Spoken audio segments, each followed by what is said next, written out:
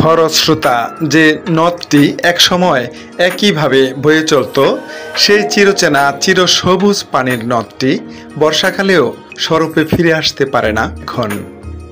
আজ এখানে এসে দেখতে পাচ্ছি চিরচেনা সেই শীতলক্ষ্যা নদের হারানো গৌরব ঐতিহ্য কোনোটাই এখন আর নেই।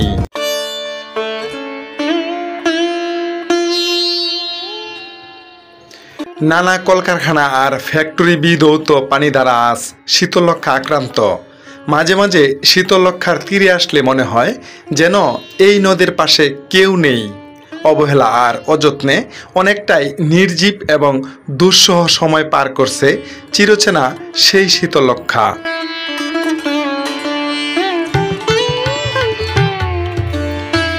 হাজার বছরের ইতিহাসে গাজীপুর জেলার রানীগঞ্জ আর নরসিংদী জেলার লাখপুরকে আলাদা করেছে এই শীতলক্ষ্যা নদ।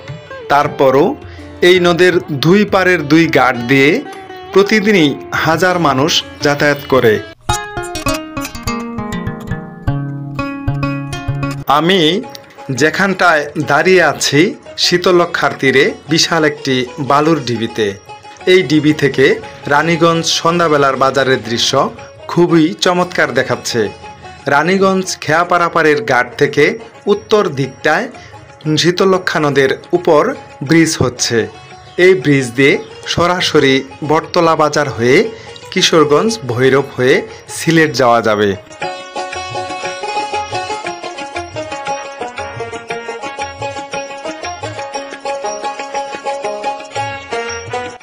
প্রিয় দর্শক, আমি যেখানে দাঁড়িয়ে আছি এটি হলো শীতলক্ষ্যা নদের তীরে বৃহত্তর কাপাসিয়া উপজেলার রানীগঞ্জ বাজারে। রানীগঞ্জ খেয়াপাড়াপাড়ের ঘাট থেকে বিকেলবেলা নৌকা পারাপারের দৃশ্য আপনার মন কেড়ে নেবে। আপনার কষ্ট এবং মন ভালো করতে নদীর এই সুন্দর দৃশ্যগুলোই যথেষ্ট। আর সন্ধ্যায় কিছুক্ষণ নদীর পাড়ে দাঁড়িয়ে থাকলে আপনার মনের ক্ষতগুলো শুকাতে পরই উপশম হবে। এই নদীর পারাপারের ঘাট। সম্মানিত দর্শক, আপনারা পর্দায় যে ছবিটি দেখছেন এটা উপারে হলো লাখপুর বাজার, সামনে দেখা যাচ্ছে নৌকা ঘাট। লাখপুর বাজারের উত্তর দিকে আড়াল বটতলা বাজার। রানীগঞ্জ বাজারের খেয়াঘাট থেকে প্রতিদিন শত শত নৌকা বটতলা বাজার ও লাখপুর বাজার যাতায়াত করে এবং মানুষকে পারাপারের সেবায় নিয়োজিত থাকে।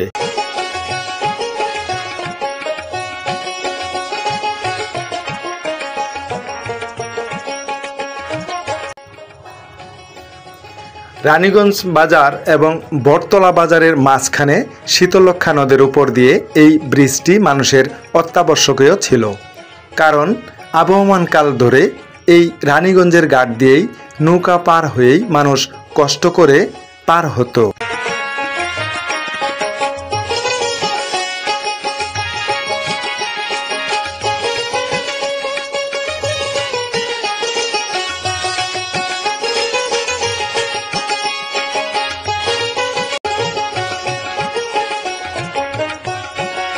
আজ দৃশ্যমান শীতলক্ষ্যার উপর দিয়ে নির্মাণ করা হচ্ছে ব্রিজ। এটি মানুষের আশার সঞ্চার করেছে। নদীর দুই পারের মানুষের দীর্ঘদিনের স্বপ্ন আর প্রত্যাশা যেন বাস্তবে পরিণত হচ্ছে। এই খুশির বাঁধ ভাঙা জোয়ারে এই দুই অঞ্চলের মানুষ যেন আজ আবেগে আপ্লুত।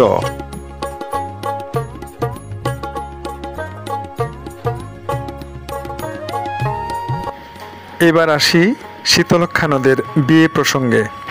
রানীগঞ্জ বাজার থেকে বটতলা বাজার সংযোগে শীতলক্ষ্যা নদের উপর ব্রিজ হয়ে গেলে দুপারের সাধারণ উচ্ছ্বসিত মানুষ স্বপ্রণোদিত হয়ে শীতলক্ষ্যা নদের সাথে নদীর বিয়েটা এবার দিয়েই দিবে। শীতলক্ষ্যা নদের সাথে নদীর পরিচয় বহু পুরনো। বর্ষাও এসেছে দারুণভাবে। গাছে গাছে কদম ফুলও ফুটেছে। শীতলক্ষ্যা নদের বয়সও ঢের হয়েছে। ঢলঢল অঙ্গ তার, দুকুল ভরা জল, সবই ঠিকঠাক। এবার শুধু বিয়ে দেওয়ার পালা। শীতলক্ষ্যা আবারও বর্ষা এসেছে বলেই শীতলক্ষ্যা নদ বর সেজে বসে আছে।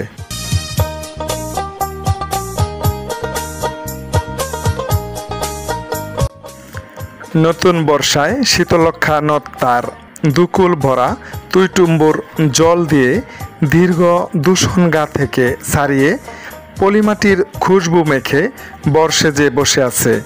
কিন্তু নদীর দেখা নেই। শীতলক্ষ্যা নদ তার প্রেয়সীর খোঁজে উত্তর থেকে দক্ষিণে অবিরাম ছুটে চলেছে, প্রবাহিত হচ্ছে। তাই কবিতার ভাষায় নদ তার প্রেয়সী নদীকে বলছে, বর্ষা এসেছে, কোথায় তুমি? তোমায় বলি নদী, আমার দুকুল ভাসিয়ে দিয়ে সাথী করতে যদি।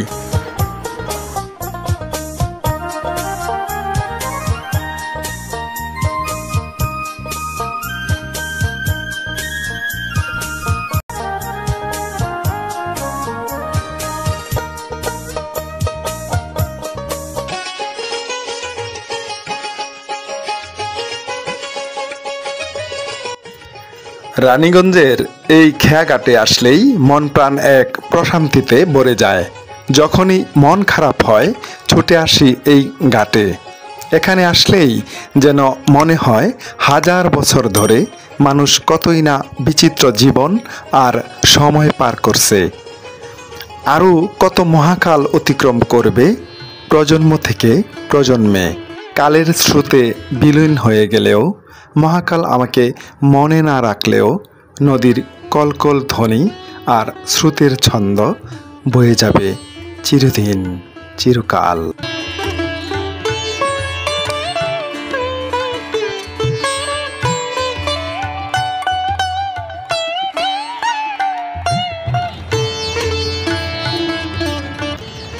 প্রিয় দর্শক, আমার এই চ্যানেলের ভিডিওগুলো যদি আপনাদের ভালো লাগে তাহলে আমার চ্যানেলটি সাবস্ক্রাইব করবেন এবং একটি লাইক দিয়ে পাশে থাকবেন।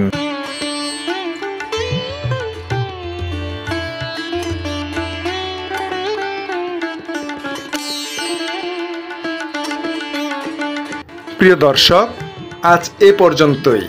রানীগঞ্জ বাজার শীতলক্ষ্যা নদীর খেয়াপাড়া পাড়ের ঘাট থেকে বিদায় নিলাম।